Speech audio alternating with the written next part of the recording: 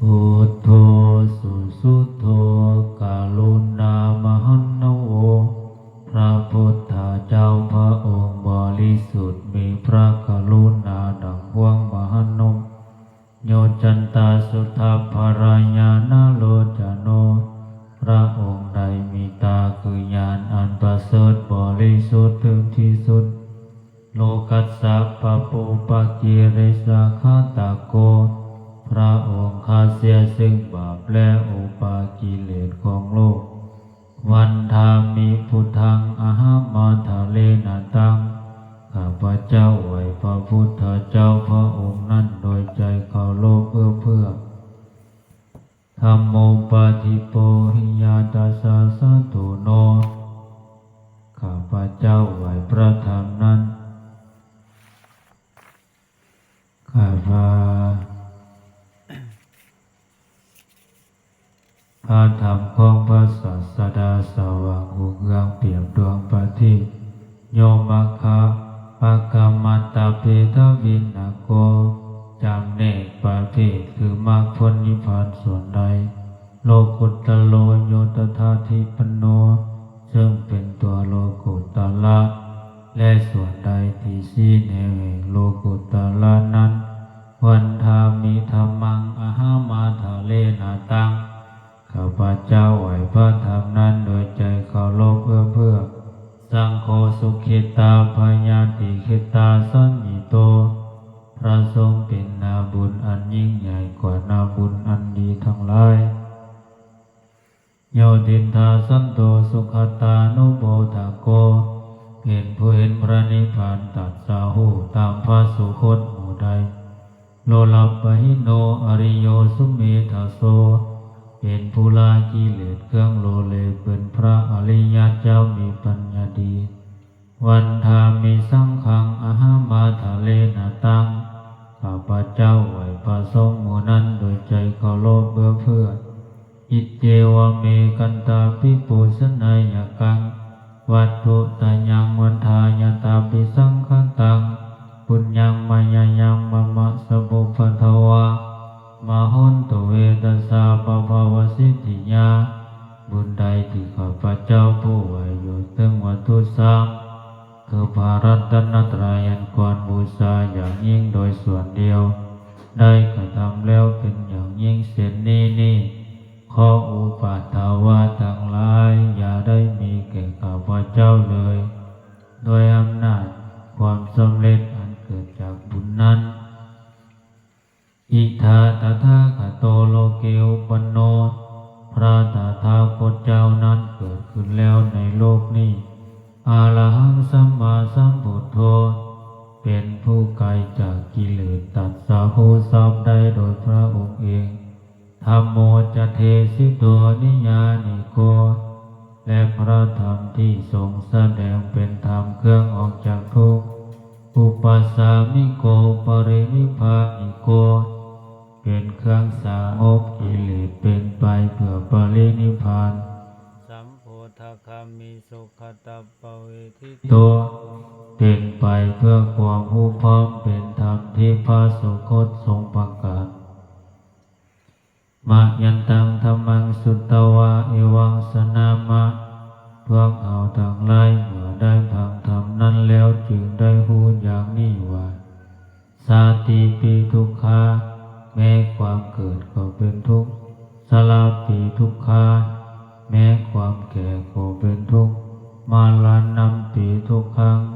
แม้ความตายก็เป็นทุกข์โสกะปริเทวะทุกขาโทมนัสสุปายาสัมปิทุกขาแม้ความโศกเศร้าความห้องไห้ห่ำไห้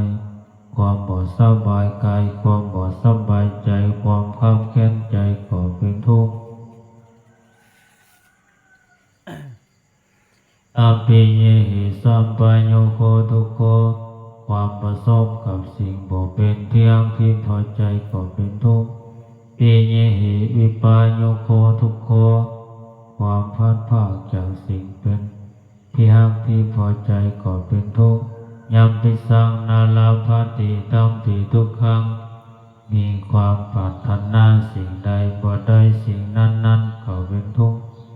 สังเค คิเตนะปัจจุปทานขันธาทุกขาว่าโดยย่ออุปทานขันธ์ทั้งหาเป็นตัวทุกข์ไสยติทางได้แก่สิ่งเหล่านี้คือโลกุปทานขันธ์โท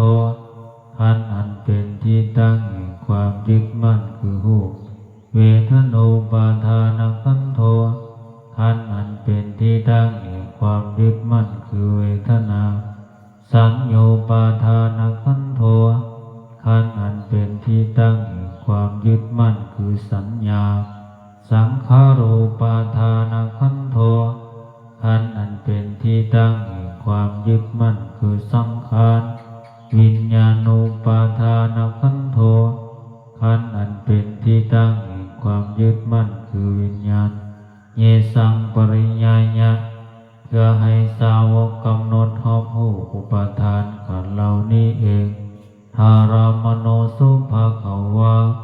จึงพระผู้มีพระภาคเจ้านั้นเมื่อยังทรงพระชนอยู่เอวังพหุรังสวกเกวินิติย่อมทรงแนะนำพระสาวกทั้งหลายอย่างนี้เป็นส่วนหลายเอวังภคัจจปนัสสะภะคะวะโตสาวกเกสุอนุสัสสนีภาหุลาภวัตติอันหนึ่งคำสั่งสอนของพระผู้มีพระภาคเจ้านั้นย่อมเป็นไปในพระสาวกทั้งหลายส่วนหลายมีส่วนคือการแจกแจงอย่างนี้ว่ารูปังอนิจจังรูปบ่เที่ยงเวทนาอนิจจาเวทนาบ่เที่ยงสัญญาอนิจจาสัญญาบ่เที่ยงสังขาราสังขารบ่เที่ยงวิญญาณังอนิจจังวิญญาณบ่เที่ยงรูปังอนัตตาผู้บ่เป็นตัวตนเวทนาอนัตตาเวทนาบ่เป็นตัวตนสัญญาอนัตตาสัญญาบ่เป็นตัวตน